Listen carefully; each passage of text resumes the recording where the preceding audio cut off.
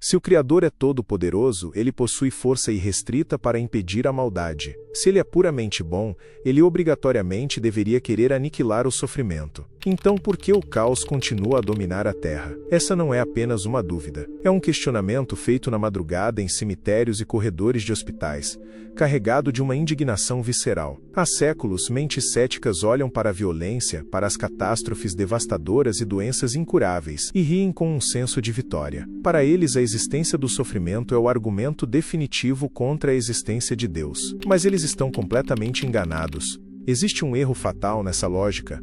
Uma premissa oculta que a sociedade ignora ou escolhe não ver. A maldade humana não prova que os planos divinos fracassaram. Na verdade, ela é a prova mais exata e assustadora de que textos milenares sempre diagnosticaram com precisão cirúrgica a doença do nosso próprio coração. Hoje, vamos dissecar 5 pilares intelectuais e filosóficos que destroem as mentiras sobre a origem da dor. Este não é um consolo superficial, é uma investigação profunda. E preste muita atenção. No final deste vídeo revelarei como um instrumento de tortura romano esconde o segredo sobre a data de validade imposta a toda a maldade do universo.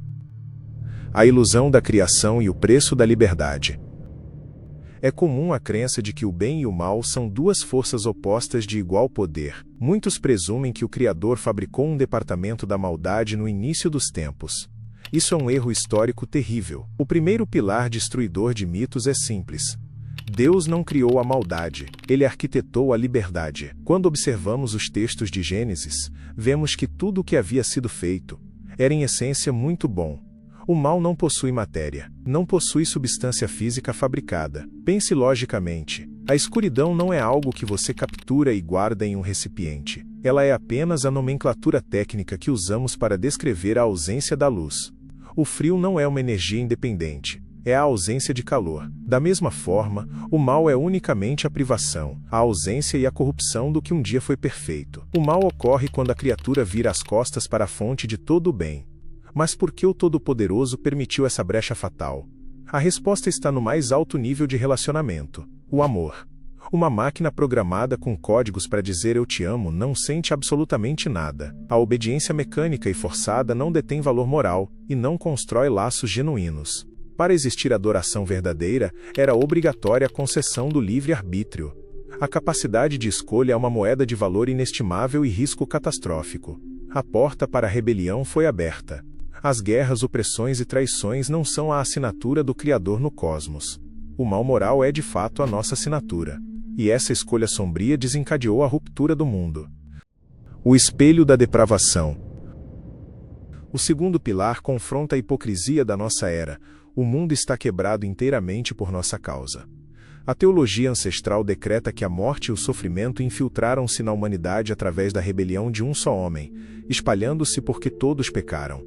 Nós declaramos independência. Vivemos hoje o ápice da contradição moderna. A civilização atual cospe repetidamente nas leis divinas, zomba da moralidade, destrói as fundações familiares, aplaude publicamente a ganância e aprova o caos. Contudo, quando a consequência lógica e sistêmica desse comportamento explode nas ruas em forma de violência extrema, miséria e destruição, a mesma humanidade ergue os punhos ao céu, exigindo respostas e cobrando intervenção divina. Queremos autonomia absoluta para transgredir, mas nos recusamos a colher o salário justo das nossas escolhas. A filosofia moderna ensina que o homem nasce bom e a sociedade o corrompe. Documentos milenares rejeitam isso veementemente. O veredito é sombrio. Nascemos inclinados a fazer a nossa própria vontade a qualquer custo, manchados desde a origem. Não existe sequer um justo na terra. Fomos entregues ao volante da história pelos nossos desejos caídos, rejeitamos o manual de quem nos construiu, e o resultado inevitável é a colisão frontal com a morte. O verdadeiro abismo não é a ausência de intervenção.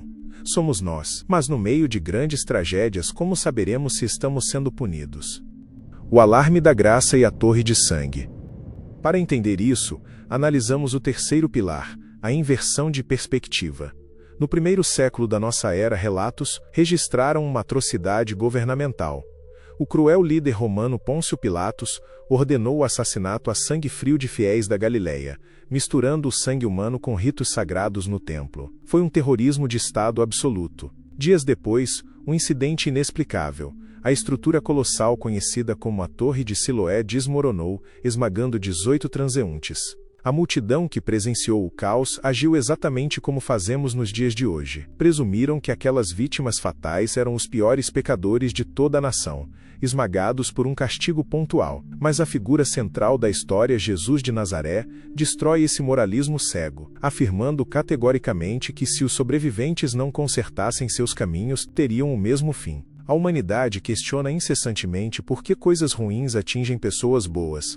A dura realidade histórica é que a única pessoa impecavelmente boa que caminhou por essa terra foi torturada e pregada numa cruz romana por nós mesmos. A verdadeira questão que deveria tirar o seu sono não é por que um avião cai de forma trágica. A pergunta intelectualmente honesta é: por que milhares de voos decolam e pousam em segurança diariamente? Por que o seu coração amanheceu batendo hoje? Não é um direito seu. É a graça imerecida segurando o colapso do mundo. Como brilhantemente descrito, o sofrimento é um megafone colossal usado para despertar um mundo surdo. Uma trombeta soando dos céus que a vida é apenas uma neblina passageira. Estamos chegando ao momento crucial. Já compreendemos a origem do colapso e o aviso do sofrimento. Mas onde está a liderança quando a tragédia devasta o inocente? A resposta exigirá que você olhe para além da sua própria dor. O vórtice do soberano. Bem-vindo ao quarto pilar, a soberania inquestionável. Há um registro ancestral que lida brutalmente com o sofrimento inexplicável. O relato do patriarca Jó, um líder inabalável, temente a Deus, que com uma misteriosa permissão soberana perdeu absolutamente tudo. Suas riquezas colapsaram, e em um único evento geológico bizarro, seus 10 filhos morreram soterrados no mesmo instante. Imediatamente depois, uma moléstia devastou sua carne. Ele raspava as próprias feridas infeccionadas usando telhas quebradas nas cinzas do luto. Ele desceu ao poço existencial mais sombrio da mente humana. Ele interrogou os céus, chorou de forma implacável e exigiu uma audiência presencial com o arquiteto do cosmos. E quando a resposta rasgou os céus em meio a um redemoinho, foi atordoante. O Criador não justificou os fatos, não entregou cartilhas filosóficas e não buscou a aprovação de Jó. Ele simplesmente exibiu a sua glória monumental. Demonstrou que é ele quem impõe limites aos oceanos revoltos, e que controla a rotação das constelações na vastidão do espaço escuro. Na escuridão da nossa alma nós sangramos secretamente achando que a força maior perdeu as rédeas da nossa vida. Mas compreenda um fato inalterável: o sustentador do universo não utiliza rascunhos. Ele não possui um plano B porque jamais conheceu o fracasso do plano A. O acaso é um mito. Cada fração de dor está submissa a um governo que gerencia cada átomo desta existência. Por motivos infinitamente sábios que a nossa mente primária ainda não pode processar. A cura do patriarca não foi receber a fortuna de volta. Foi declarar com o rosto contra o chão: eu te conhecia de ouvir falar, mas agora meus olhos te veem. O sofrimento é a oficina escura de santificação. A ferramenta brutal que nos arranca da religião rasa para nos levar à verdadeira presença imaculada. No epicentro da dor aguda, enquanto sussurros mentais mandam você desistir e amaldiçoar a existência, uma força testifica em seu interior: eu estou no controle da tempestade. E a prova histórica disso nos leva à revelação final. O clímax e a arma romana. O quinto e último pilar é a pedra principal de encerramento. A prova irrefutável de que as atrocidades que assombram o planeta não terão a última palavra. A cruz do Calvário, o evento onde o mal absoluto foi esmagado pelo bem supremo. Pense criticamente. A conspiração política e religiosa que assassinou o Nazareno no primeiro século foi, sem dúvida histórica, a pior atrocidade judiciária e moral da história terrestre. Autoridades covardes lavaram as mãos, enquanto a multidão alimentada de inveja exigiu a morte de um homem clinicamente sem defeitos e sem pecados. Ele foi torturado num bloco de madeira vertical até sufocar. O mal em seu estado mais puro pareceu engolir a bondade. Contudo, documentos apostólicos de intrepidez revelam um mistério capaz de colapsar qualquer mente descrente. O líder primitivo Pedro afirmou com clareza letal que esse linchamento hediondo aconteceu sob o determinado desígnio e presciência de Deus. O que isso muda na nossa dor? Muda tudo. Significa que a inteligência suprema capturou a traição mais asquerosa, o tribunal mais corrompido, a maldade mais sombria já pensada por corações decaídos, e usou exatamente essa crueldade monumental como ferramenta precisa para redimir e justificar aqueles que creem. Deus encurralou as trevas. Ele pegou uma agressão selvagem e produziu o perdão cósmico. Ele manipulou o pior instrumento de tortura criado pelos romanos, e o transformou em uma fonte de paz incompreensível. A mesma lâmina que fez escorrer o sangue da vítima injustiçada foi o recurso para lavar a corrupção humana. Se o autor da vida reverteu de forma magistral o assassinato agoniante de seu filho, transformando a pior sexta-feira da história no maior triunfo existencial ao terceiro dia, o que te faz pensar que a sua dor é um caso perdido? O que te leva a crer que as lágrimas caídas no seu travesseiro foram um desperdício? Escute com atenção o eco eterno destas palavras: todas as coisas cooperam para o bem. Isso não significa que o câncer é agradável, que a morte é bonita ou que o luto seja menos desesperador. Mas nas mãos de um ourive soberano, até as cinzas da tragédia são forjadas sob o fogo, para completar um desenho moral inquebrável, nos moldando à sua imagem. A resposta para a maldade não é um jogo filosófico mental de internet. É confiança absoluta de que o Pai governa o caos. Nenhuma engrenagem ou pardal sequer colide com o solo sem permissão direta.